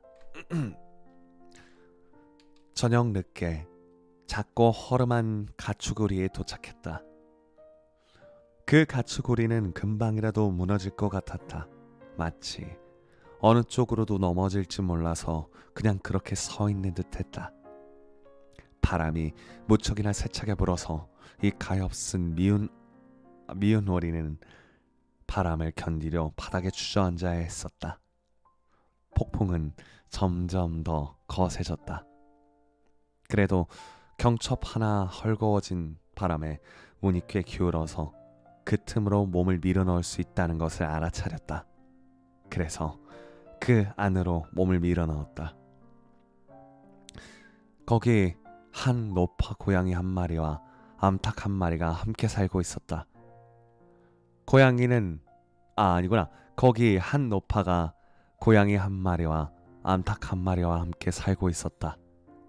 고양이는 노파가 우리 아가라고 불렀는데 등을 둥글게 말기도 갸르랑 거리기도 심지어 털을 곤두세우면 불꽃을 피울 수도 있었다. 잠깐 뭐지? 털을 곤두세우면 불꽃을 피울 수도 있었다? 암탉은 다리가 무척이나 짧아서 노파가 짧은 다리 꼬꼬라고 불렀다. 짧은 다리 꼬꼬는 알을 잘 낳아서 노파는 마치 자기 아이처럼 이 암탉을 애지중지 여겼다. 아침이 되자 고양이와 암탉은 이 이상한 아기 오리를 금세 알아차렸다. 고양이는 갸르랑거리고 암탉은 꼬꼬대꼬꼬 울어대기 시작했다. 대체 무슨 일인데 그러냐? 노파가 주위를 둘러보았다. 하지만 눈이 좋지 않았다. 그래서 이 아기 미운 오리를 기리는 퉁퉁한 오리로 착각했다. 잘 잡았네. 이제 오리알이 생기겠어. 녀석이 수컷이 아니라면 말이야. 한번 지켜보자꾸나. 그렇게 해서 3주 동안 그럭저럭 지내게 되었다. 하지만 오리는 알을 하나도 낳지 못했다. 이 집에는 고양이가 바깥 주인이고 암탉이 안 주인이었다. 둘은 언제나 말했다. 우리가 바로 이 세상이야. 둘은 자기들이 세상의 반이며 결코 나머지 반보다 자기들이 낫다고 생각했다. 아기 오리는 다르게 생각했지만 암탉은 귀담아 들으려 하지 않았다. 암탉이 물었다. 아이 깜짝아. 범랑님 팔로우 감사드려요. 지금 책을 읽고 있거든요. 조용조용하게 낮은 부금과 함께 다들 오늘 하루 방송 보느라 공부하느라 혹은 일하느라 수고하셔서 아마 푹 주무시라고 제가 낮은 목소리로 책을 읽어드리고 있어요. 근데 알람을 확실히 잠깐 꺼야 될 것 같아요. 나도 놀라. 근데 알람 소리만 꺼놓자. 알람을 꺼놓게 팔로우 해주신 분들한테 너무 미안해서 알람 소리만 꺼놓자. 확실히. 잠깐만. 알람 소리가 어떻게 끄더라? 볼륨 제어에 없는데. 영상 공유 알림. 아 맞다, 이거 프로그램을 끄면 되지. 투네 알림. 오케이, 껐다. 껐어요. 어디까지 읽었더라? 아, 우리가 바로 이 세상이야. 둘은 자기들이 세상의 반이며 결코 나머지 반보다 자기들이 낫다고 생각했다. 단연코 나머지 반보다 자기들이 낫다고 생각했다. 아기 오리는 다르게 생각했지만 암탉은 귀담아 들으려 하지 않았다. 암탉이 물었다. 너 말 날 수 있어? 아니. 그럼 그 입 다물고 있는 게 좋아. 나 등을 둥글게 말 수 있어? 가르랑거리는 건, 불꽃 피우는 건. 아니? 아니. 그럼 소아 어서 오세요. 책을 읽어드리고 있어요. 지금 읽고 있는 건 미운 아기 오리입니다. 네, 소아. 그럼 현명한 분들이 말할 때 잠자코 있어. 아기 오리는 몹시 낙담한 채 구석에 앉아 있었다. 그러다 문득 신선한 공기와 햇빛이 기억이 났다. 호수에 헤엄치고 싶은 마음이 간절해서 어쩔 수 없이 그 암탉에게 그 말을 털어놓았다. 암탉이 소리쳤다. 도대체 뭔 생각을 하는 거니? 할 말이 없구나. 할 일이 없구나. 그러니까 그런 멍청한 생각이 드는 거라고. 우리한테 알을 낳아주든지 안 그러면 가르랑거리는 거나 배워. 그러면 그따위 생각 안 들 거야. 하지만 물리를 둥둥 떠다니면 기분이 정말 좋아. 물속으로 들어갈 때 물이 머리 위로 쏟아지는 느낌이 정말 좋거든. 그래, 엄청 좋을 거야. 넌 정신 나간 게 틀림없어. 고양이한테 물어봐. 고양이는 내가 아는 제일 영리한 애거든. 그 애가 헤엄을 치거나 물속으로 들어가는 게 좋을지 어쩐지 말이야. 뭐 나는 굳이 말하지 않겠어. 그래도 우리 주인 노파한테 물어봐. 이 세상에서 그 노파만큼 현명한 사람은 없으니까. 그 할머니가 헤엄치러 가서 물을 머리에 뒤집어 쓰는 게 좋아할 것 같니? 너는 내 말을 이해 못하는구나. 아기 오리가 대답했다. 저런, 우리가 이해 못하면 누가 이해를 하니? 혹시 너 고양이하고 노파보다 내가 더 영리하다고 생각하는 건 아니지? 나는 말할 것도 없고. 꼬맹아, 까불지 마. 너한테 베푼 친절을 감사히 여기라고. 이 아늑한 방에 들어와서 너한테 이래라 저래라 가르치는 사람하고 살고 있지 않니? 하지만 넌 지독한 멍청이라서 너랑 있는 건 하나도 재미없어. 정말이지. 이것도 다 너 잘되라고 한 소리야. 듣기 싫은 소리 하고 있지만 이게 바로 네 진짜 친구인지 네가 알 수 있는 유일한 길이라고. 그러니 알이나 확실이나 갸르랑거리거나 불꽃 피우는 걸 빨리 배우라고.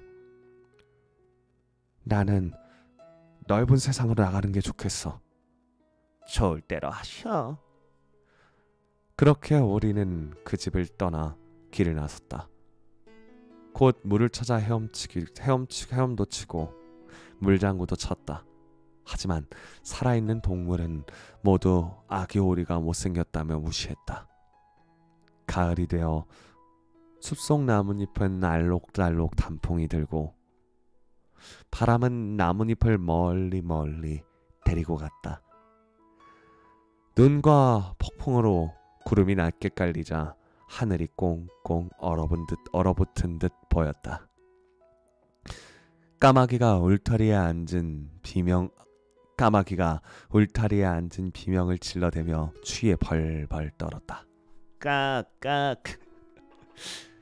추위를 생각하자 오리는 몸을 부르르 떨었다.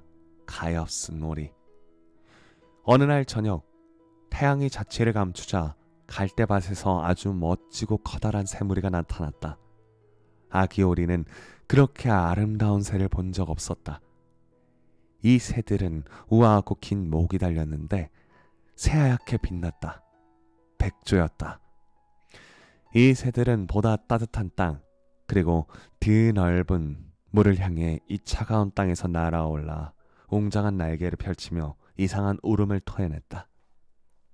새들은 높이, 아주 높이 올라갔다. 못생긴 아기 오리는 이 새들을 지켜보면서 왠지 모르게 마음이 불편했다. 물속을 바퀴처럼 빙글빙글 돌았다. 아기 오리는 이 새들이 지나간 자리를 따라 목을 길게 빼고는 기괴하고도 야릇한 소리를 질렀다. 스스로도 깜짝 놀랐다. 아기 오리는 저 화려하고 행복한 새들을 잊을 수 없었다.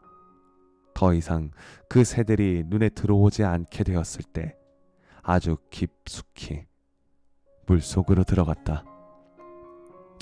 다시 물 위로 올라왔을 때는 어쩔 줄 몰랐다.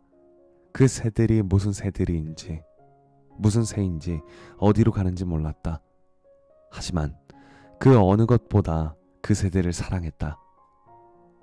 부러워서가 아니었다. 어떻게 자신이 그렇게나 대단하고 어떻게 자신이 그렇게나 대단한 아름다움을 꿈꾸고 바랄 수 있을까? 오리들이 자신을 견뎌준다면 그저 고맙기만 할 것이다. 가엾은 미운 아기 오리.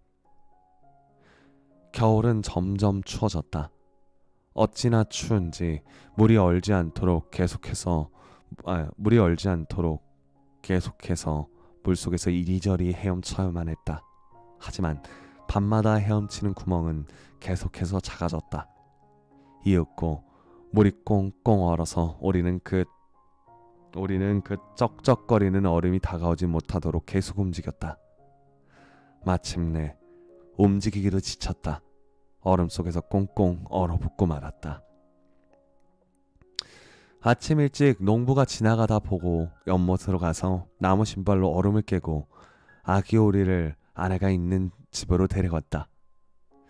거기서 살아나긴 하지만 아이들이 오리와 놀려고 했을 때 오리는 자신을 해치는 줄 알고 놀라 우유통 속으로 뛰어들어가 사방에 우유를 흩뿌리고 말았다. 부인이 비명을 질러대며 두 손으로 들어올리자 오리는 버터통으로 나갔다가 여물통을 드나들었다. 이제 오리는 어찌 보이는지 상상해보라. 여인은 비명을 지르며 부집개로 오리를 후려쳤다.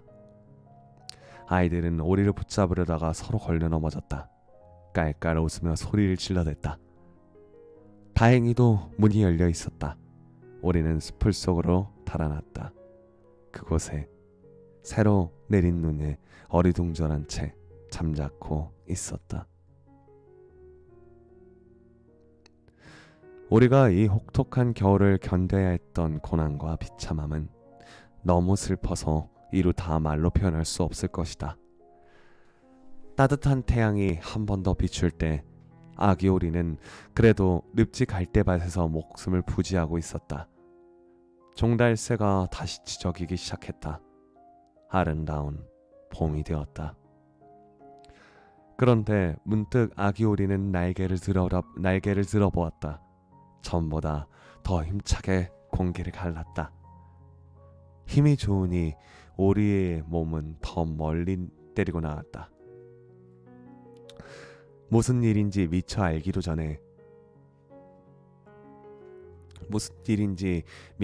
알아차리기도 전에 자신이 사과나무 꽃이 활짝 핀 커다란 정원에 있다는 걸 알았다. 달콤한 라일락 향기가 가득하고 긴 꽃송이가 달린 초록색 나뭇가지가 구불구불 흐르는 시내 위로 들어져 있었다. 여기는 무척이나 사랑스럽고 싱그러운 봄이다. 미운 오리 앞에 덤불 속에서 아름다운 하얀 백조 3마리가 다가왔다. 백조들은 깃털을 곤두세우고는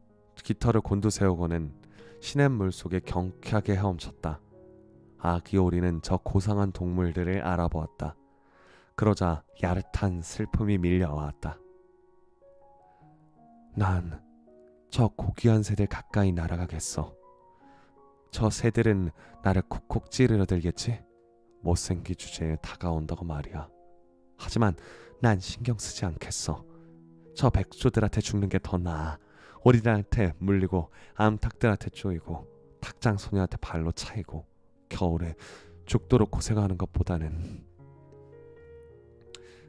그렇게 아기 오리는 물속으로 날아 들어가 그 화려한 백조들을 향해 헤엄쳐갔다.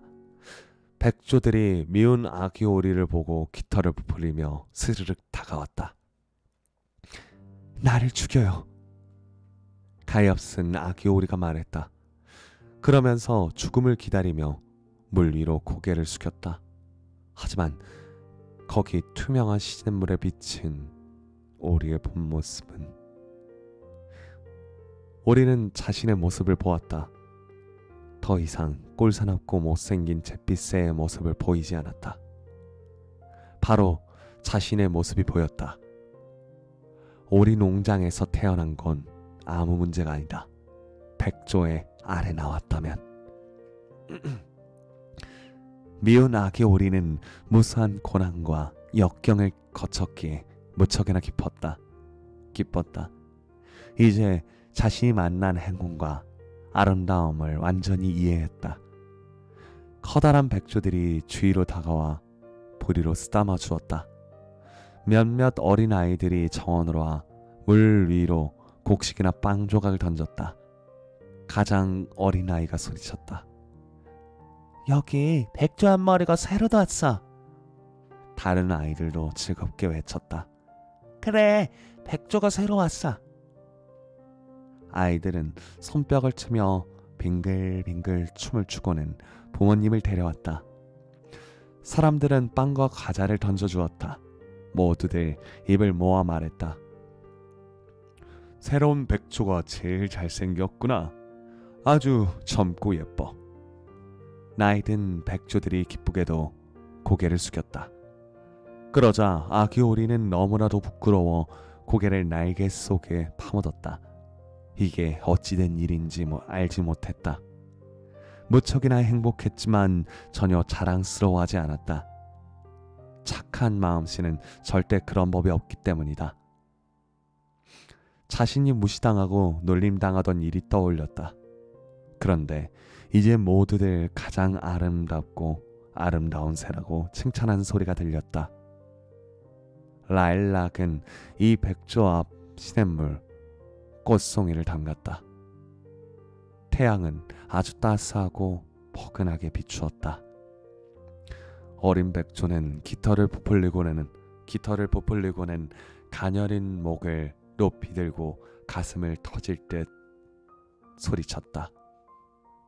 못생긴 오리였을 때는 이렇게 큰 행복을 꿈도 꿀 수 없었어. 까지가 미운 아기 오리였습니다. 결론은 어떤 시련과 역경이 있어도 자신 스스로의 본질은 아름다울 수 있다라는 얘기일지도 몰라요. 틀릴 수도 있지만요. 네, 미운 오리 새끼예요. 미운 아기 오리. 미운 아기 오리. 아기 오리든 미운 아기 오리 새끼든. 아 근데 새끼라고 하니까 좀 이상하다. 아니야, 맞아, 새끼가 맞아. 미운 아기 오리야. 방금 읽은 게 좀 틀린 것도 있긴 하지만.